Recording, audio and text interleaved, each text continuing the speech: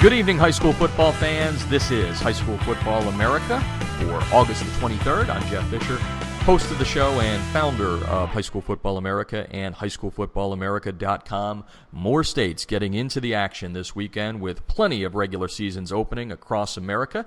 Gets all started here in Southern California for us tonight. We get to check out our first game since moving the studios from Chicago to Laguna Beach. We're going to check out El Toro taking on Huntington Beach. El Toro featuring one of the top quarterbacks in the state of California this year. His name is Connor Manning. Connor Manning has verbaled to the University of Utah. Last year, he broke Matt Barkley's single-season Orange County passing record with over 4,200 yards. Of course, Barkley, who played at Santa Ana, is now the quarterback at USC and a Heisman hopeful this year, so we look forward to checking out that game, and you can actually check that out tonight on IBNSports.com. That game will be televised live. I'll be appearing at halftime there talking about our new venture here in Southern California, which is High School Football America SoCal.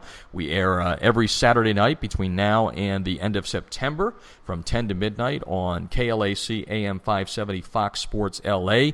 We've done 2 shows and have had a lot of great guests on, so if you're in the Southern California area, please feel free to check us out, listen to us live. We also have categorized the first 2 shows in our archive, so you can go to the am570radio.com website, click on blogs, and then click on High School Football America SoCal, and you can listen to the last 2 weeks' worth of shows. So it's a big weekend ahead.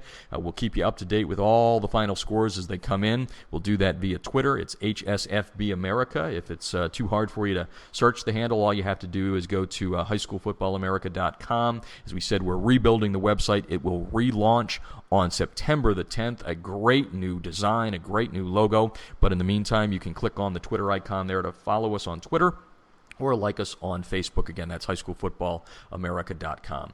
Unfortunately, we have to start the show tonight with some sad news. These stories, they never get easy to tell. This one coming out of Tennessee, out of Millington, Tennessee. A 15-year-old sophomore running back for Millington Central High School. His name Dana Payne. He died earlier this week after a hard hit during practice. A family friend tells the Commercial Appeal in Memphis that Dana Payne was hit hard during practice. He collapsed. He did get up, and he died. Frank Sharp said he didn't see the hit, but he heard it. Sharp attended the Tuesday practice and said Payne initially stood up after the hit, but then he stopped breathing. CPR was performed. He began breathing again, but he died en route to the hospital near the high school. Sharp said the youth wanted to become a doctor, and he very much liked Vanderbilt University. Millington Central scheduled to open its season tomorrow night on the road against Kirby. No word on whether that game will be played. We do know that Millington Central did not practice yesterday. Payne's death is believed to be the first prep football fatality in the state of Tennessee since Jack Logue of Sullivan South died during a game against Knoxville West back in 2009. So our hearts and prayers and thoughts go out to the family of Dana Payne and certainly all of the administration officials and teachers and students at Millington Central High School. Some news fresh off the wire from the National Federation of State High School Associations. Participation continues to grow across America for student-athletes taking part in all sports, but surprisingly, football has fallen a little bit. We're looking at their 23rd survey. They've been doing it since 1921. 1921, that's funny. How about 1971? It's the 23rd consecutive year, and this is for the 2011-2012 school year. During the 2011 campaign, 1,108,441 kids participated in 11-man football.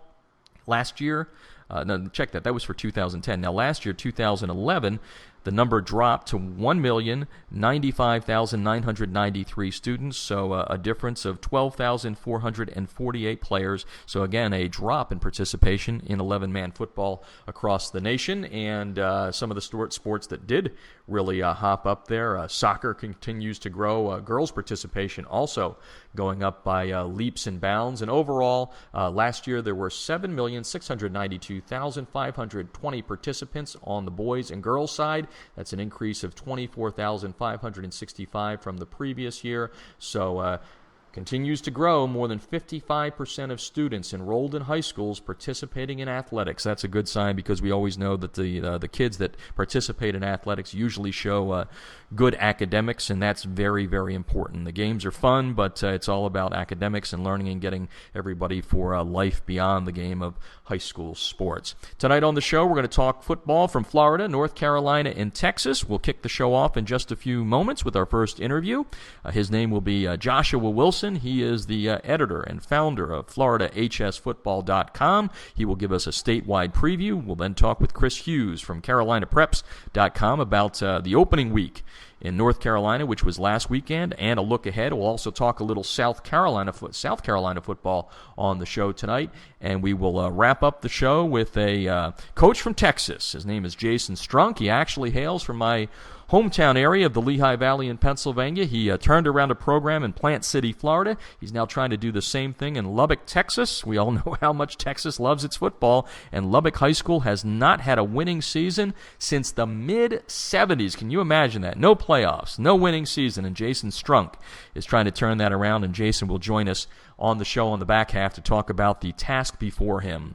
I want to thank all of our sponsors on tonight's show, beginning with Blitz Group, our media strategist. Go to blitzgroupllc.com to learn more. And brought to you tonight by the National High School Coaches Association. You can learn more and become a member at nhsca.com. Going to pause for a moment here. When we come back, we're going to talk Florida football from the Sunshine State. Joshua Wilson, when we come back from FloridaHSFootball.com. You're listening to High School Football America on the Artist First Radio Network. The 2012 high school football season is here, and so is the all-new High School Football America SoCal Show with Jeff Fisher. He's got it covered from L.A. to Orange County to the Inland Empire. Tune into High School Football America SoCal Saturday nights at 10 on AM 570 Fox Sports L.A. Catch it here. On the sunny shores of Laguna Beach in sunny Southern California, now it's time to go to the Sunshine State, and a man who's been doing it statewide for Florida high school football for a while. His name is Joshua Wilson, the owner and publisher of FloridaHSFootball.com. It's the state's only free statewide website. And again, I just like to say it to my listeners. It's a good site. Go to it, check it out. You'll learn a lot about Florida football throughout the season. And Joshua's here to talk to us now about the 2012 season ahead. Welcome to the show, Josh. Well, thanks for having me on, Jeff. It's a pleasure to be on, finally. Yeah, and let's, you're getting things off and crack-a-lacking, but before we get into 2012, let's give the listeners a little bit of an overview of what you do there with your site, what they can find, and why you do it. And I know it's because you're passionate. Well, passionate because I've watched high school football since basically was a teenager. When most people get into it. Something to get into it earlier in life. It depends on where you grow up and what, if you're in a small town compared to a bigger urban area. It just depends where you're at in the state as to when you really get going into high school football. But basically, we cover the nuts and bolts. We focus on the teams that, rankings, scores, getting the information that people are really seeking. We touch a little bit on recruiting, but we don't make that the hot, heavy-handed thing. We try to keep everything, cycling through, because everything's important, we believe. Let's talk about the 2012 season. You and I have had a couple of conversations offline, and while 2011 was a good year, when it came to the championship games, not such a good year. So kind of before we get into the team-by-team through the various classifications, tell me a little bit about what you expect in 2012. A better year than 2011? I really think the teams are going to be much more improved when it comes to hopefully that we'll get a state championship game that will actually pick two teams that are actually going to, put points on the board and not have someone lay a goose egg, which happened in about 4 out of the 5 games that turned to blowouts. Team laid a goose egg basically on the scoreboard. The thing is that, I really think these teams there's the quality of talent this year compared to last year is probably, I'd say way better. Even in the next couple of classes, there's tons of talent that is just, brimming from the top. People are going to see these athletes just stand out this year. Well, let's talk about some of the teams, and we'll start in 8A and work our way down. Obviously, when you look at the national rankings from Max Preps to USA Today to Rivals, and I'm looking at your rankings. And again, folks, you can go to FloridaHSFootball.com to see all of the rankings that Joshua has there. Let's start in 8A. Tampa Plant, defending 8A champs, just a program that is big and seems to be getting bigger by the minute. Tell us a little bit about them and about their chance to repeat and what they have this year talent-wise. Well, considering their first state championship was won in 2006, and that was in what Class 4A, which is now Class 6A, and ever since they've just gone up a classification up to this year being in the highest classification, which 8A is the old 6A. I mean, they have just basically been able to win at every level with the talent that they've been able to get and coming in, and it's amazing to see. And they had 120 players dressed out for spring ball, which they were threatening to have with the cut players. That you never want to hear a coach want to cut players, but when you don't have enough uniforms, you got to do something. That's for sure. Now, they got a big, interstate matchup coming up here in a couple of weeks against John Curtis out of Louisiana, both of them nationally ranked. Tell us a little bit about the chatter down that way and carrying the banner for Florida into Louisiana, and then we'll talk about some of these other big made-for-TV matchups coming up. Well, I think Plant, the fan base is excited about the game. But everybody knows that John Curtis is a power in Louisiana, so it's a good matchup. Even though John Curtis is a smaller school, don't take the smaller schools for granted, because they could beat these big schools, and John Curtis is obviously showing that in Louisiana.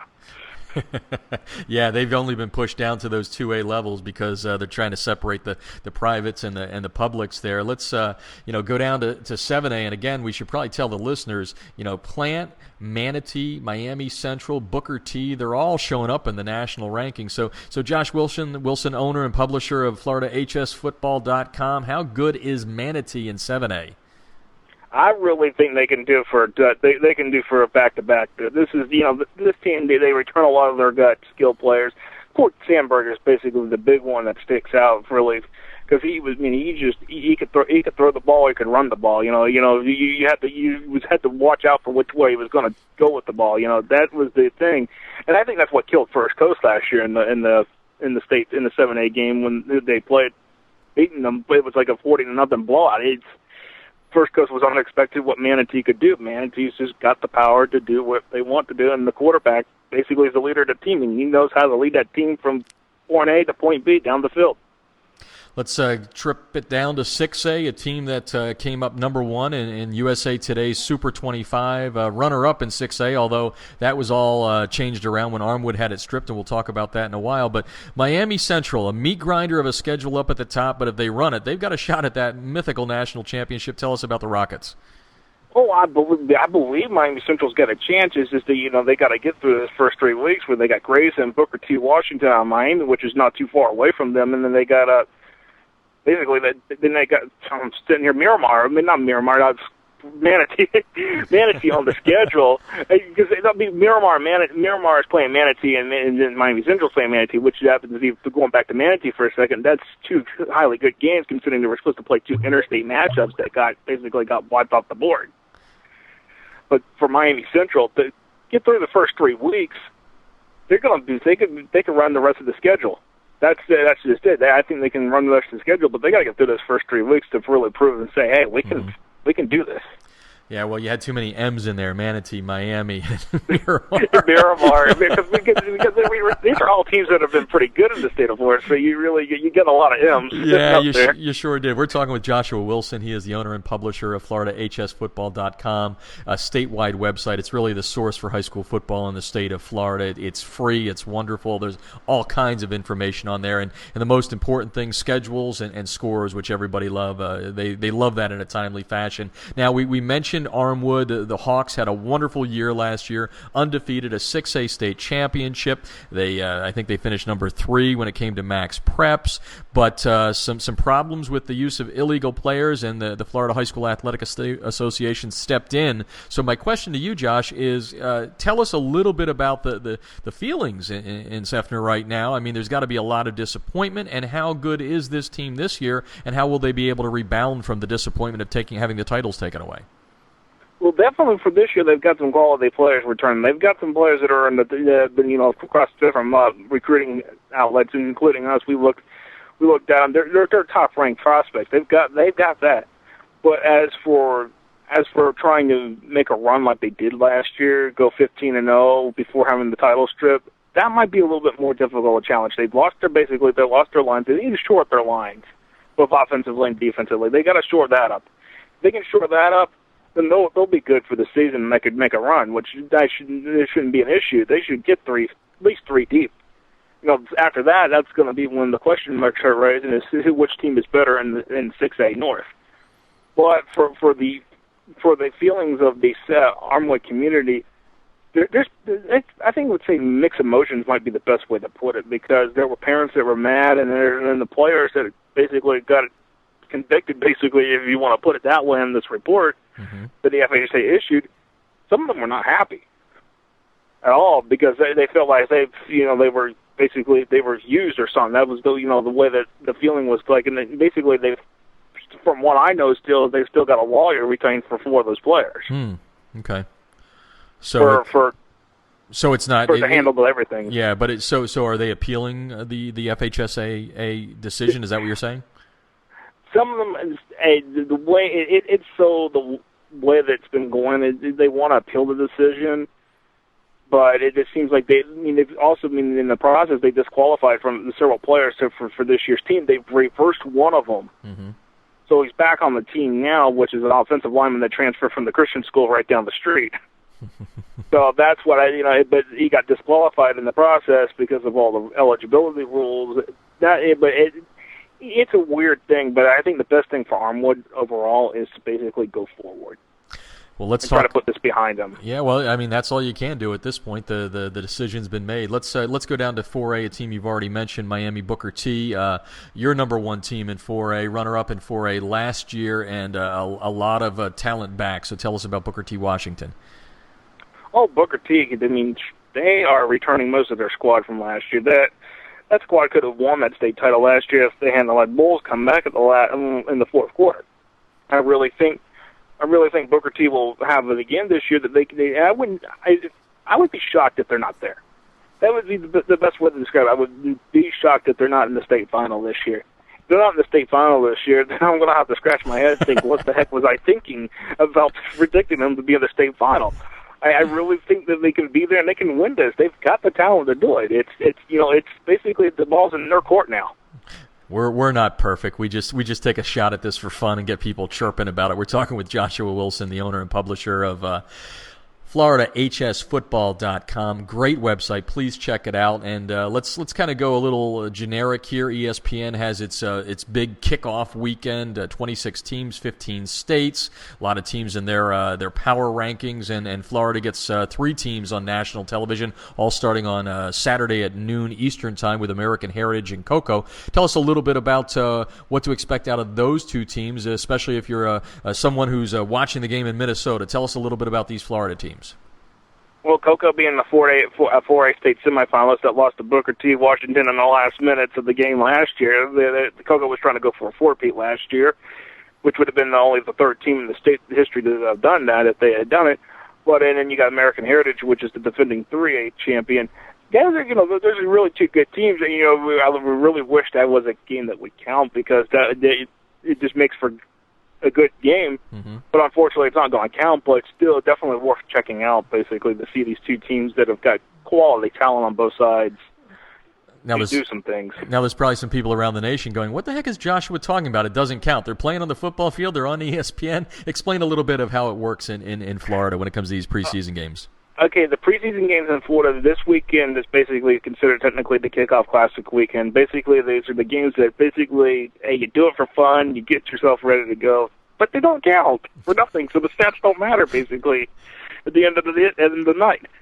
But there's 3 games that are this weekend that are actually going to count on this weekend, and one of those games actually is, and one of the other ones is going to be on the ESPN University School, playing Trotwood Madison, and that one's going to be interesting because that will count for their record for the season. Mm-hmm. Well, that game is on Sunday on ESPN. It's a 3:00 Eastern start, and let's kind of talk a little bit about University, a school that maybe many people didn't know about because where it's come from. So, tell us a little bit about University and its growth and its quick growth to the top of the stack in Florida football. Well, for anyone that wants to know, University School is basically it's a branch. It's basically a school ran under the Nova Southeastern University on their campus, which is actually right nearby Nova High School, which is off campus right nearby. But they share the same football field down there. But the University, they really came into prominence 2 years ago when they were in the state championship game. It was a brutal tie. It was a brutal game. It went tied for several overtimes before they finally failed on a 2-point conversion. But University really got their name known then at that point, and everybody's, they're on the radar. They're not under the radar anymore. They're a bullseye. Mm-hmm. Everybody knows that they're there. Well, let's go ahead, finish. So they have to know that you can't discount University out any time of the year. You got to, when you're playing them, you got to be careful.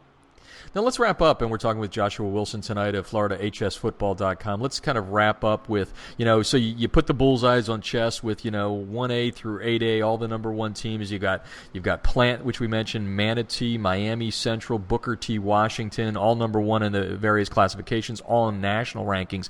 Out of those four teams, which team stands the best chance, and it's a weird question I'm going to ask you, the best chance of not ascending to the level that you think you have them at in the preseason? Oh, man, you put a tough question on me because really I think all of them can do it. That's just it. Mm-hmm.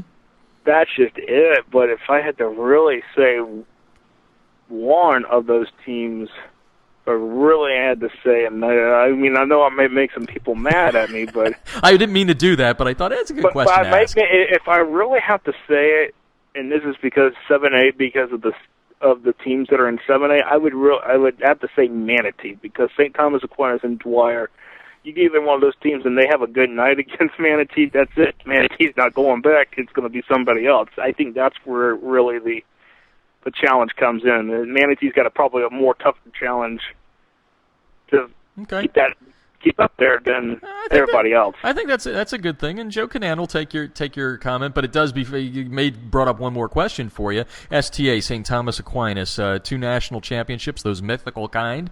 What do the Raiders have this year? They're looking. They've got a lot of talent back. They're basically much more improved than what they were last year. I don't think they're going to have a slip-up where they're going to let Cooper City come in and beat them for the district title again. I don't see that happening again. But you can never say never on anything, on that kind of stuff. But I really think St. Thomas is going to, I think they could get to the state semifinal, at least to get it to play Manatee. I really think they can do it.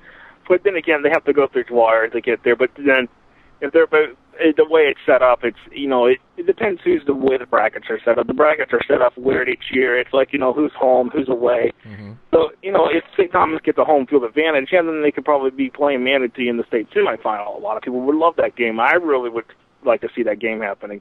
I think the bottom line is, as an outsider here who knows a lot about the national scene, as you were talking about those 7A teams there, Manatee, St. Thomas Aquinas, you've got names that have been there at the top. Dwyer, I mean, they're all recognizable, so I think it shows how tough 7A is. Josh, we really appreciate your time and getting the people educated, and have a great 2012, and we'll talk to you down the road. All right. Thank you, Jeff. You're welcome. That is Joshua Wilson. Again, he is the owner and publisher of a great website in Florida. It's statewide. It's free. Check it out, FloridaHSFootball.com. Taking a break, coming back, going a little north as we take on the Carolinas. We're going to talk North Carolina and South Carolina football when we come back. You're listening to High School Football America on the Artist First Radio Network. The 2012 high school football season is here, and so is the all-new High School Football America SoCal Show with Jeff Fisher. He's got it covered from L.A. to Orange County to the Inland Empire. Tune into High School Football America SoCal Saturday nights at 10 on AM 570 Fox Sports L.A. Catch it here.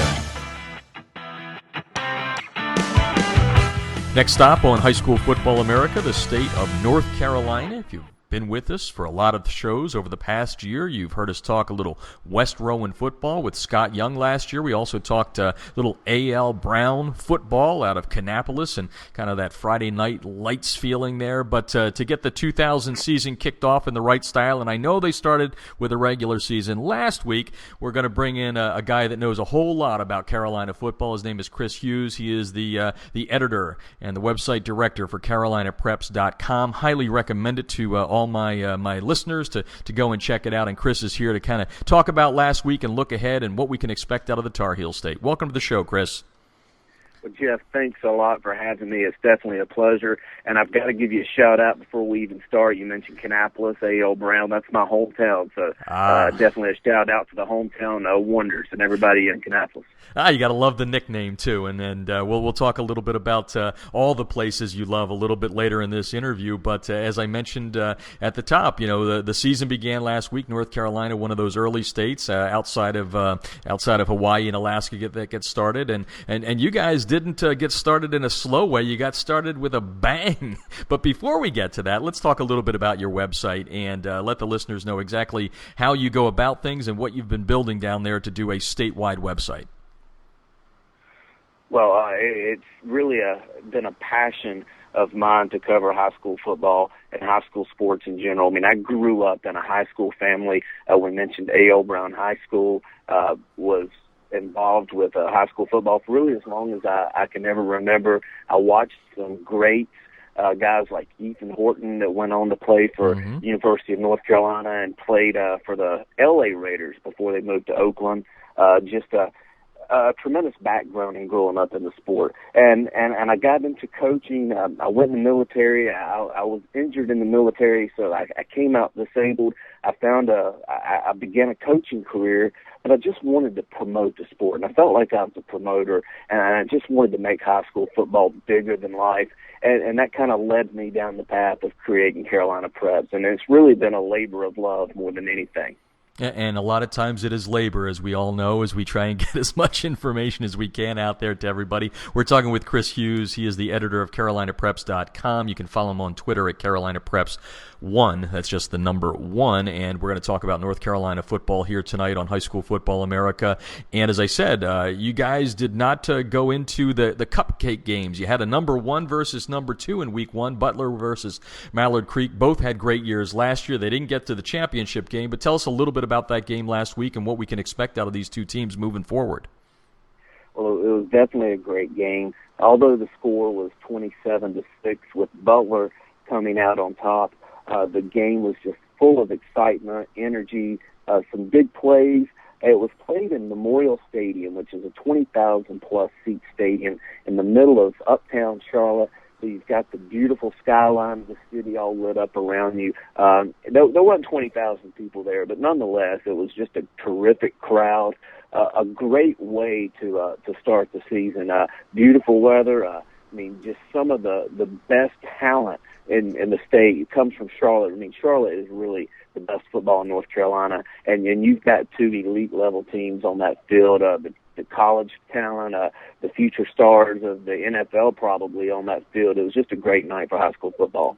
So Butler comes out on top. They were preseason, early season contenders in the top 25 in Max Preps at number 25. They get the win. So tell me a little bit about what that does to set them up for the regular season run, and then talk about Mallard and how they have to bounce back, because these two could see themselves again down the road in the playoffs, I imagine.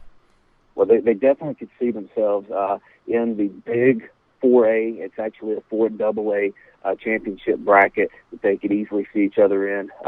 They have both got a tough road from here on out. You really don't have an off week when it comes to Charlotte 4A football. Both teams are in tough conferences. Butler, in particular, year in, year out, the toughest 4A conference in the state.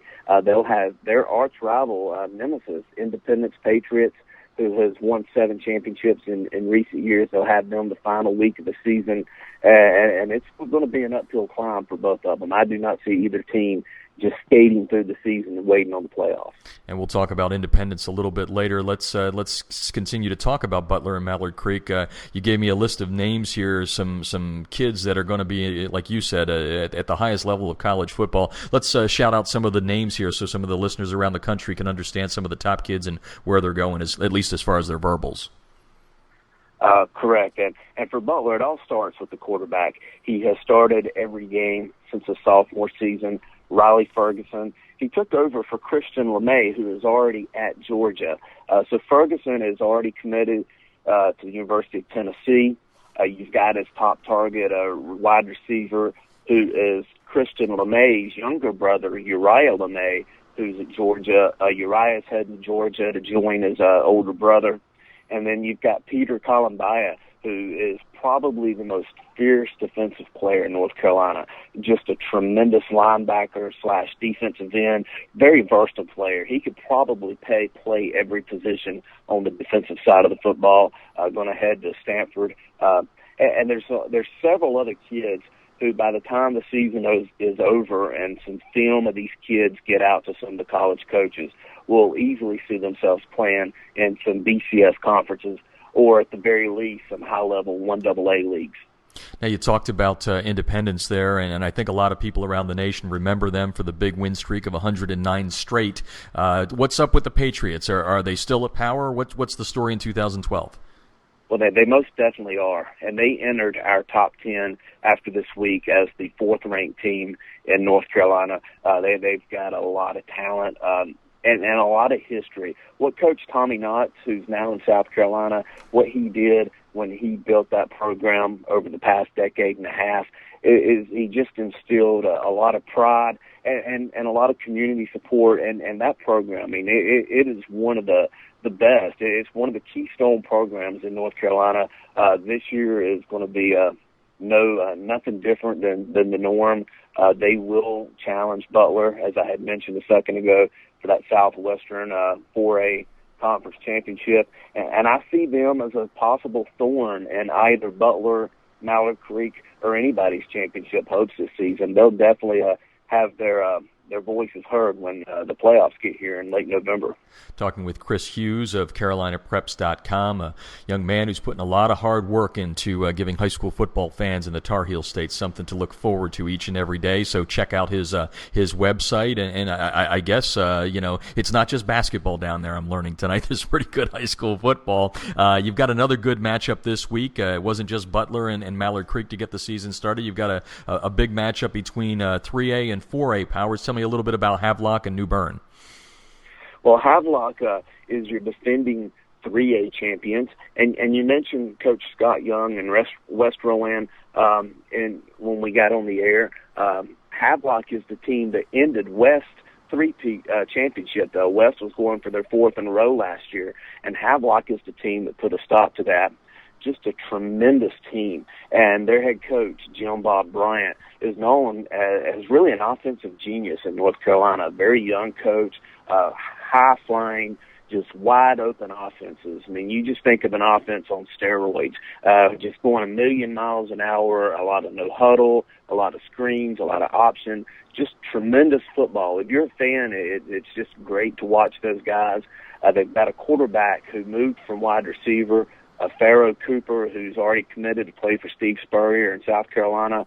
They're playing New Bern, and New Bern is no stranger to the big stage. When Independence won their 7 championships in a row, it was New Bern who beat them in the championship game in 2007 to end that streak. So New Bern is a very quality opponent.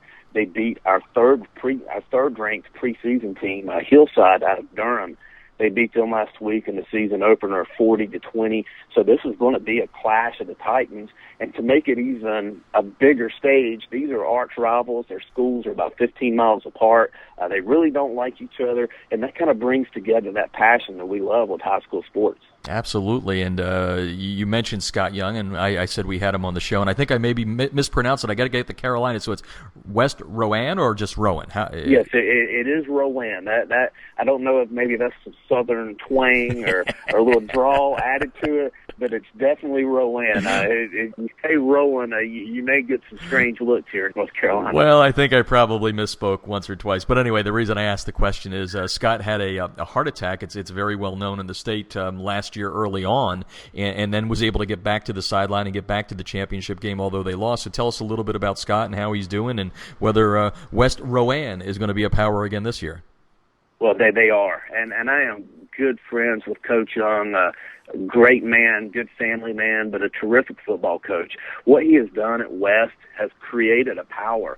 I mean, not only have they been to 4 championships in a row, he, in really about a 12-year span, has went from being at a school that had never won anything ever, and now he has over 150 wins, pushing the record for the most wins in his county. Just a tremendous man. They are extremely tough this season. They opened up with a very hard game of their own right. And if we rewind back to this week last year, West Rowan had the longest streak in the nation at 46 games heading into last year.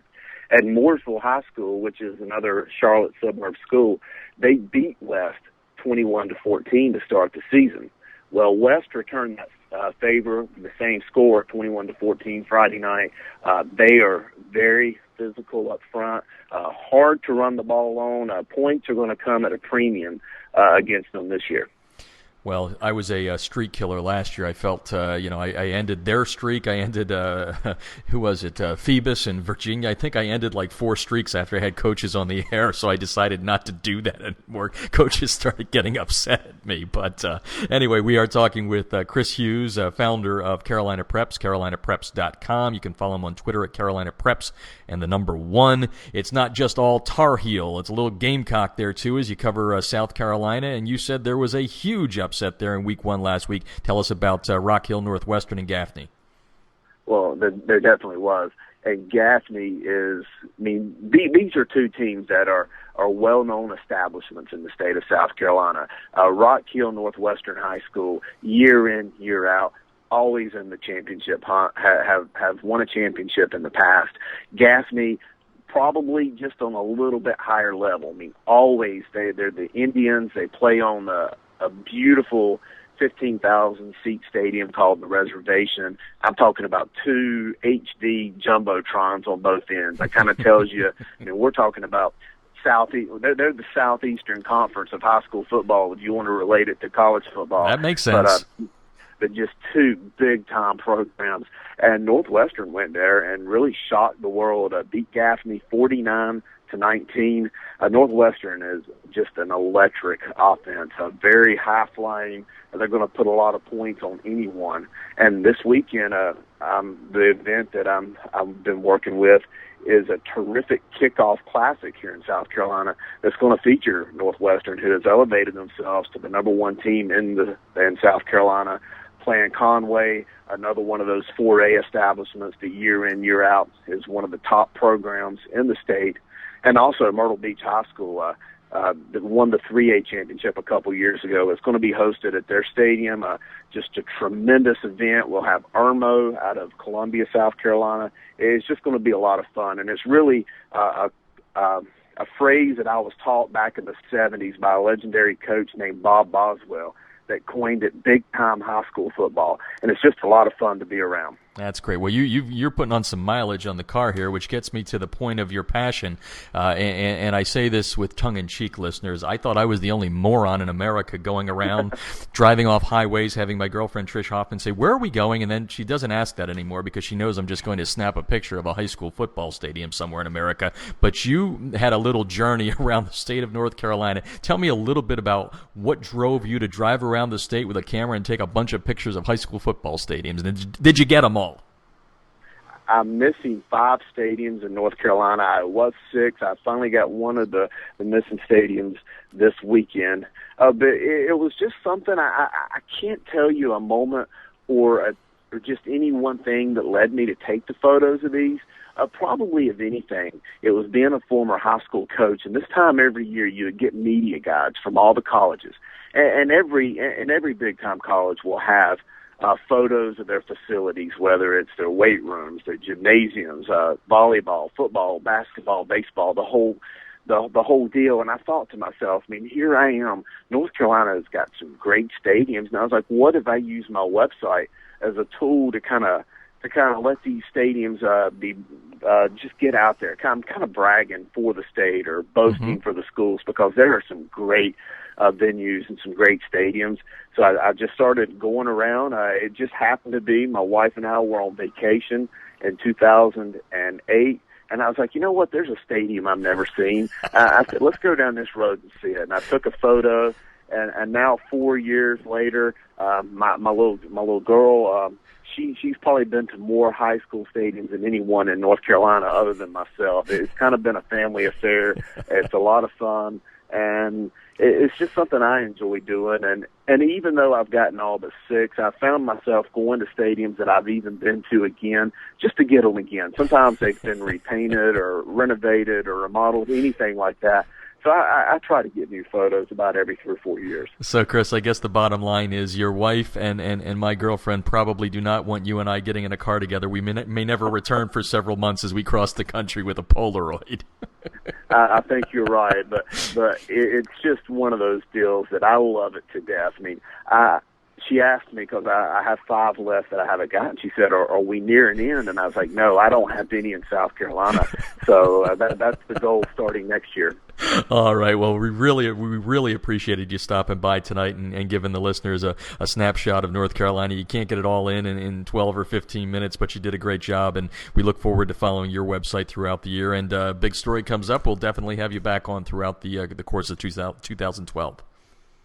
Well, thanks, Jeff. And again, thanks for having me. It's definitely a pleasure, and we look forward to catching up again. Great. That is Chris Hughes, the founder, editor, website director of CarolinaPreps.com. Follow him on Twitter at CarolinaPreps, #1, just the #1. And you're listening to High School Football America on the Artist First Radio Network.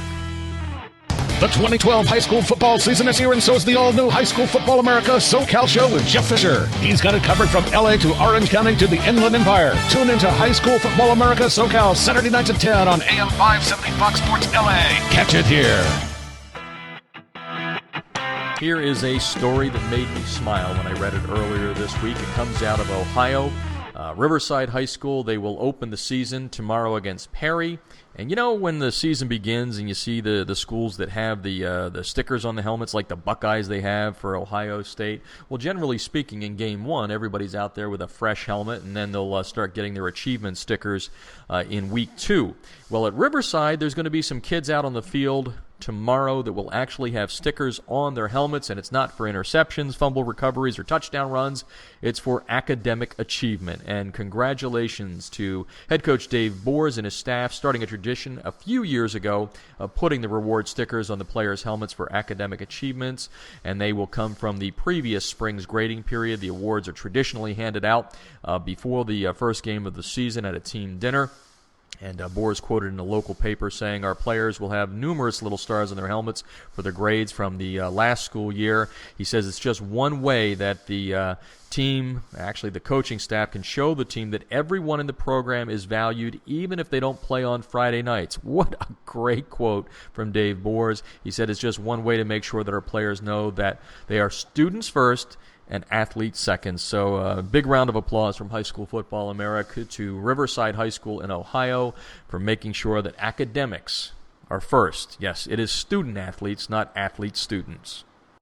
Next stop is the state of Texas, and boy, is the world very, very tiny, especially when it comes to high school football.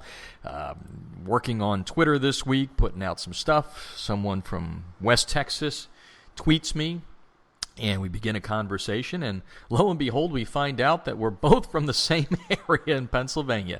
The beautiful Lehigh Valley, home to, back in the day, Bethlehem Steel, Mack Trucks, Binney and Smith, Dixie Cup, all of those wonderful things. And Jason Strunk from Northampton High School said, hey, I'm here in Texas, and I'm trying to rebuild a program here.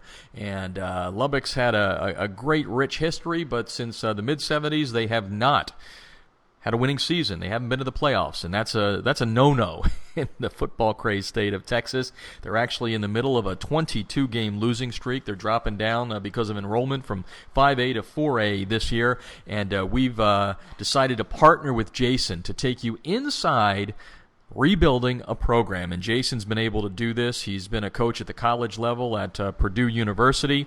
He went to Plant City in Florida, and he turned that program around. And he was 0-10 in his first year last year, but he says there's some good things on the horizon. And throughout the year on highschoolfootballamerica.com, Jason is going to give us weekly updates, maybe daily, depending how much he has in him, to let you see what it takes to take a football program and make it a winner. And welcome to the show, Jason. Hey, Jeff, how are you? Thanks for having me. Yeah, and I know you're on a bus ride to your scrimmage there, so we're taping this before the show tonight. But let's talk a little bit about Lubbock. And you've turned around a program in Florida at Plant City. You coached at Purdue University. You're a concrete kid, as I said at the top. And what takes you to the city of Lubbock? Lubbock High School. They haven't had a winning season since the mid '70s. You're on a 22-game losing streak. What were you thinking? And then tell us a little bit about the tradition of Lubbock football. Sure. I think with me, my personality is I always like to take on challenges. And when I was at Purdue, I realized I missed coaching high school football, and I called Chad Scott, who's the running back coach at Texas Tech, and asked if anything was open out in Texas. They knew of, and he said Lubbock High. And he said it was right up my alley because he knew what I did in Plain City and was rebuilding programs. So I figured this would be the ultimate challenge, and it was Texas. Everyone as a kid growing up who wants to be a coach wants to get to Texas, and I thought it was a challenge that was worth taking, and that's what really got me out of Purdue. And people looked at me like, "Are you nuts? You're going to leave Purdue and go take over?" Lubbock High hasn't been in the playoffs since 1975, and I said, "Well, yep, that's my calling, and that's where I'm going." Lubbock High, like you said, no playoffs or winning record since 1975. They've struggled, quite a bit. So, the tradition of Lubbock High, though, they've won 3 state titles. There's 3 state titles to our credit. The last one's back in 1950s, and Lubbock High used to be the school in Lubbock for high school football. I mean, they were a West Texas power. And then as things, as time went on and more schools developed, our district branched into 4 schools, and that kind of, took kids away from Lubbock High and put them in other parts of the district. And that, since 1975, that really started watering down Lubbock High. And for whatever reason, they've been able to overcome that. But, they brought in a new executive athletic director. His name's Mark Ball. And he's really done a great job of trying to get things in line for us. And without Coach Ball calling me and his vision, I don't think I would have took this chance here. So he really sold me on it. And, it's nice to come down here and, being on Lubbock High campus, I'm also the athletic director for Lubbock High and the head football coach, and we're trying to redo every program and get this new energy that I have involved and just spruce up all of Lubbock High. It's a great academic school. It's one of the top 1,000 schools in the country, and we think that's a positive. And we're all we're full throttle, engines going here, and our goal is to rebuild this and get to the playoffs this year. Well, we're going to enjoy following you. The listeners and the readers will enjoy following you here on High School Football America. And, let's give a little early look before we go inside. I know you're going to write something for us for the first week coming up here. But let's give a couple of the kids some recognition. Who are some of the kids you're counting on this year to, A, snap that losing streak and get you moving toward a possible winning season and a playoff berth? Well, we have good athletes here, and that was what really surprised me when I came here, knowing, how they've struggled. The athletes are there, and we've implemented a strength and nutrition plan. It's really maximized their potential. And we have a couple of guys. Charles Keller is an outside linebacker for us, and once all said and done, I think there's going to be some teams looking at him that, play on Saturday afternoon. He's doing a great job. We have a wide receiver named Bam Jackson. You got to like the name Bam. Anybody has the name Bam is good on my list. So, it's a good, solid name to have, and he was the second-team All-5A district last year. He's back. We have a running back named Brandon Hernandez that was a second-team All-5A district last year. He's back, and he almost ran for 1,000 yards, I believe it was last year, and we didn't win a game. So, the pieces are there. Those 3 guys. We have some other guys. Raleigh Anderson's a starting tackle for us. The Naval Academy is looking at him. We just have a bunch of guys like that really gonna, make us go. But I think the whole key is our quarterback, Clayton Armendariz. We run the spread no huddle, and we're high tempo, fast paced, and it all comes down to here. So you get rid of the ball quick and move us up and down the field, we're going to be okay. So, those are the key guys we're leaning on. And then, obviously everyone on defense. I'm a big 3-4 guy, and, we have the pieces in place with a lot of athletes like Keith Gallagher. He's one of our safeties. He's come a long way. He's doing a great job. And we have a corner named Amadeo Conyers that's really developed into being a solid 3-4 corner for us. So we think we have a lot of the pieces in place here to make a playoff run. Wait a second. You're running a no huddle? You're from Pennsylvania. What do you know about a forward pass? Well, you see, my coaching stop in Florida allowed me to learn the spread no huddle from the guys at Florida. So that really helped me, because I was a multiple pro before I moved to Florida. Okay, we're talking with Jason Strunk, head coach at Lubbock High School in Texas, tonight on High School Football America. Jason is going to be thrilling us throughout the season by giving us an inside look as he tries to rebuild the program there. He did it at Plant City, as you heard me just mention. He's from Pennsylvania, my neck of the woods in the Lehigh Valley. Is a Northampton Concrete kid. And the question I want to ask is not which state is better, but to compare. So you coached in Pennsylvania, you played there, you coached in Florida, and you played in Texas. That's 3 darn good states, some crazed states when it comes to high school football. Tell us the difference between the 3. Yeah, and I think, what you said, the 3 states I've coached in, I think they're 3 of the top 5 states in the U.S. for football, whether it's high school, college, or pro. And I've been fortunate enough to, coach in 3 of them. And growing up in Pennsylvania, all about Pennsylvania, Dan Marino, Joe Montana, it's just loaded with football tradition. And growing up there, where I'm from, it's blue collar. I think Pennsylvania would identify themselves as a blue collar state. Oh yeah, football I go with there that. Yep.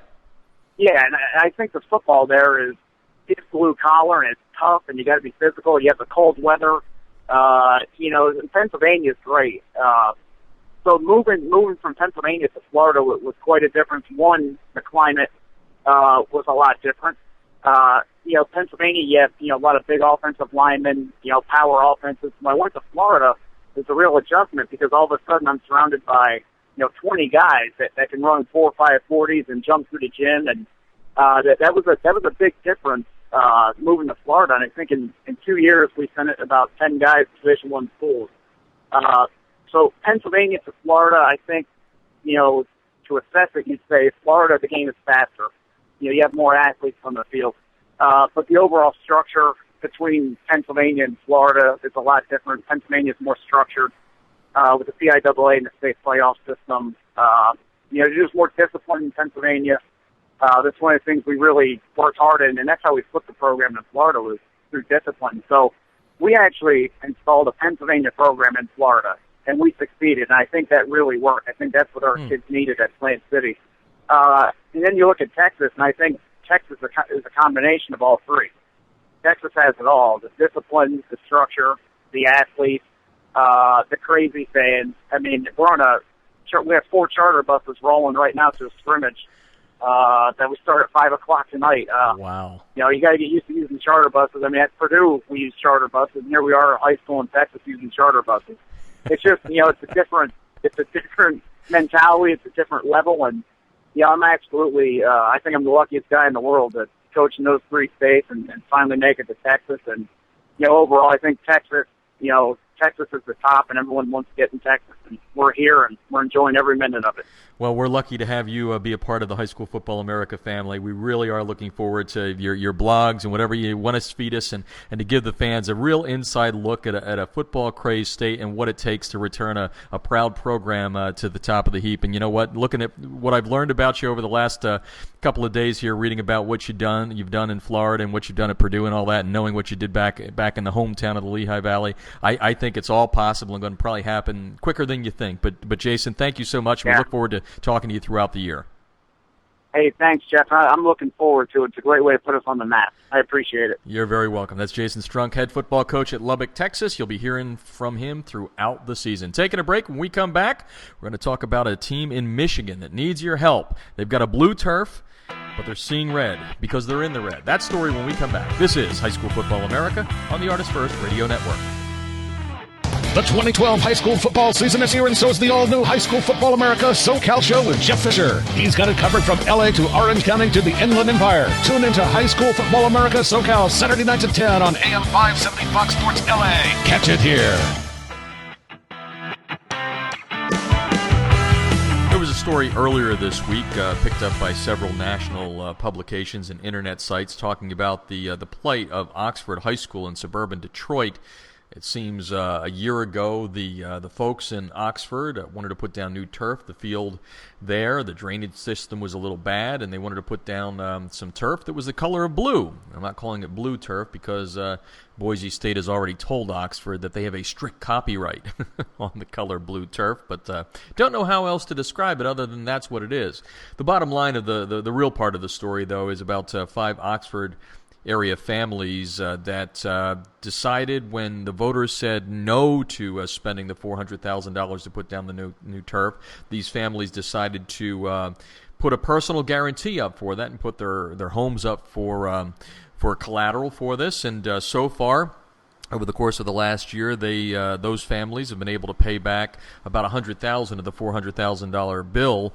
And these national publications this past week said, "Oh, wait a second here. These families could lose their homes because of it." Now, I spoke with athletic director Mike Watson, and unfortunately we had a technical problem with the interview with Mr. Watson, but we will get him on the show next week.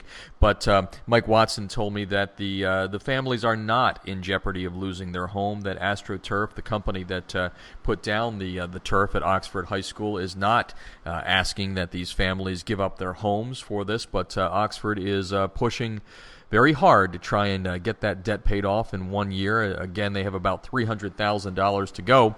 If you want to help Oxford, all you have to do is go to their website set up by their boosters. It's Oxford Boosters with an F.com, oxfordboosters.com.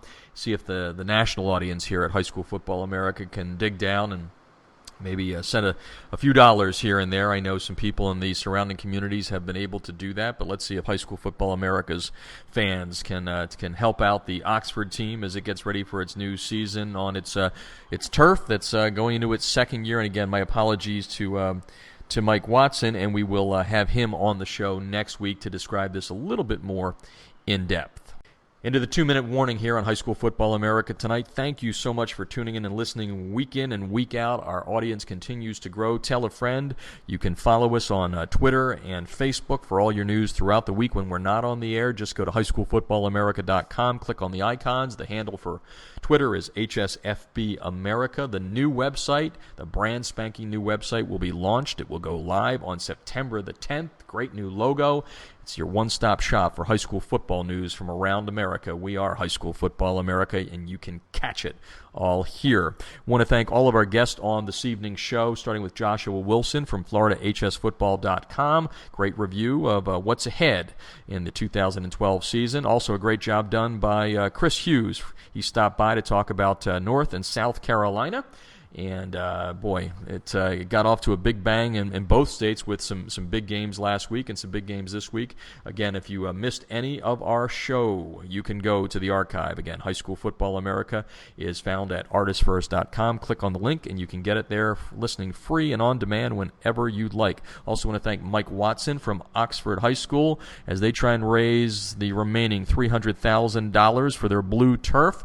Quite a bind there for the school district, but story maybe not as bad as the national news has made it out to be. But if you want to help Oxford out, all you have to do is go to their website, Oxford Boosters, that's with an S, oxfordboosters.com, and donate. Again, 5 individuals there personally putting up their home. They're not going to lose their home like Yahoo said earlier this week, but they do need to raise the money and pay off the blue turf there. And finally, want to thank a guy that's going to join us several times throughout the season. He's got a big job ahead of him, but he's turned around other football programs in Florida, but he's in Texas now. His name is Jason Strunk from Lubbock High School, and Jason not only will be here on the show letting us know how he's doing and trying to get Lubbock to its first winning season since the mid-'70s, he's also going to be on our new website, and he's going to do a weekly blog for us that will talk about how he's doing and trying to get to that goal of a winning season. And gosh forbid, if they actually get to the playoffs, I think they will throw a big party in the town of Lubbock. I want to thank Corey King for keeping the show running smoothly back in Ohio. Thank our sponsors, Blitz Group at Blitz Group LLC and the National High School Coaches Association at NHSCA.com. For now, this is Jeff Fisher saying good night and good sports from Southern California. You've been listening to High School Football America on the Artist First Radio Network.